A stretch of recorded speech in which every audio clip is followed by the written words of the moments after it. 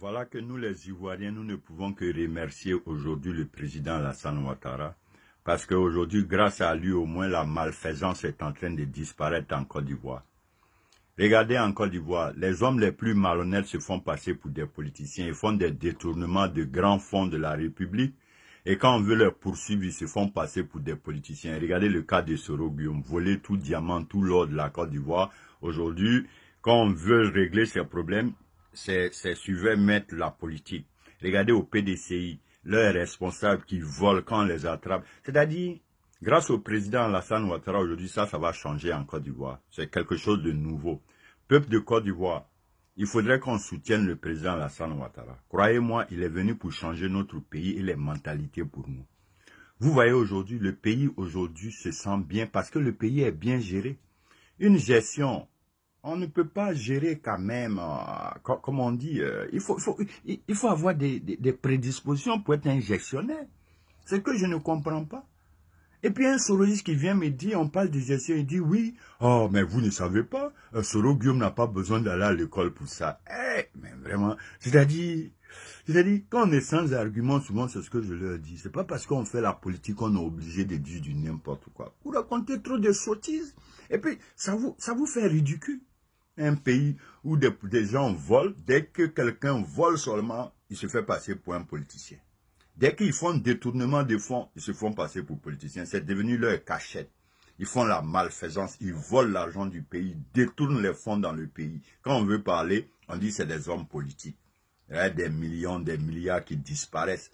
Quand on veut attraper ces gens, ils mettent ça dans le compte de la politique. Peuple de Côte d'Ivoire, jeunes de Côte d'Ivoire, c'est seule la rigueur qui pourra nous sortir de tout ça. Et c'est inconcevable que des individus viennent prendre l'argent de notre pays, l'argent de nous tous, pour s'occuper que de leurs familles et de leurs enfants. Nous voulons des hommes au moins. Ado aujourd'hui là, il nous donne notre part. Il ne prend pas pour lui seul. Parce que les routes, les ponts, les infrastructures, et tout ce qu'il nous donne, franchement, c'est parce qu'il partage. Mais les autres étaient en position de le faire. Mais eux, ils préféraient garnir leur compte bancaire, distribuer l'argent aux gens autour d'eux, à leurs familles, leurs amis. Mais Ado, ce n'est pas le cas. Lui, il allait au-delà. Lui, il fait des trucs qui bénéficient à toute une république. Et puis, on veut nous dire quoi? Que nous, on suit un homme comme ça aveuglément. C'est vous les plus aveugles.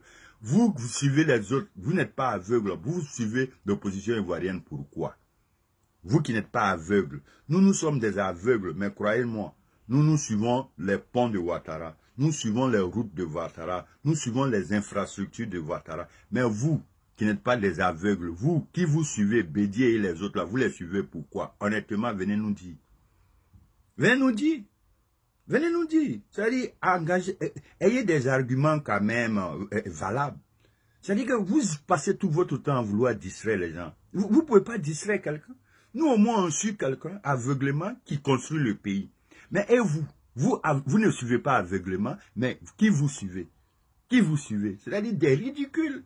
Les gens, ils pensent qu'ils ont des arguments. Ils passent tout le temps à venir distraire les gens, mentir, fabriquer. Mais les gars, heureusement qu'on a un homme aujourd'hui qui a une idée de la gestion.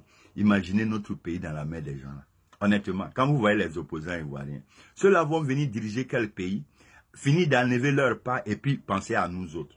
Hein? Les gars, ils sont tous à la recherche de la fortune. Bédier qui est là, Bédier n'a jamais construit, n'a jamais travaillé en Côte d'Ivoire, mais c'est un chasseur de trésors. Il a pris, si Bédier fêtait tant les routes et les réalisations en Côte d'Ivoire par rapport aux milliards qu'il fêtait chaque année, croyez-moi, la Côte d'Ivoire serait totalement développée. Donc, quand des vanupiers, des vadrouillards comme vous ne connaissez rien, vous voulez dire que nous, on suit aveuglément. Qui est plus aveugle entre nous? Vous suivez des gens qui n'enseignent que la xénophobie, le tribalisme, le désordre dans le pays. Nous suivons quelqu'un qui est en train de construire le pays, développer le pays pour vous.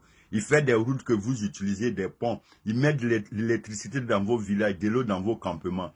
Vous n'avez pas honte. Moi, des insensés comme ça, des gens haineux que vous êtes. Vous suivez aveuglément. Qui est plus aveugle? Nous, on suit au moins quelqu'un qui laisse des traces. Et vous, qui vous suivez? Si ce n'est pas la sorcellerie, bande de vauriens que vous êtes. Le rendez-vous est pris pour le 31. Pour finir avec vous, on va en découdre à vous. Vous classez pour de bon. Parce que tant que des gens comme vous seront dans nos pattes, vous allez nous retarder. Et nous, on va aller très très vite. Et Dieu merci qu'il y a le 31 octobre pour en découdre à des vauriens, espèce de poteau-carape que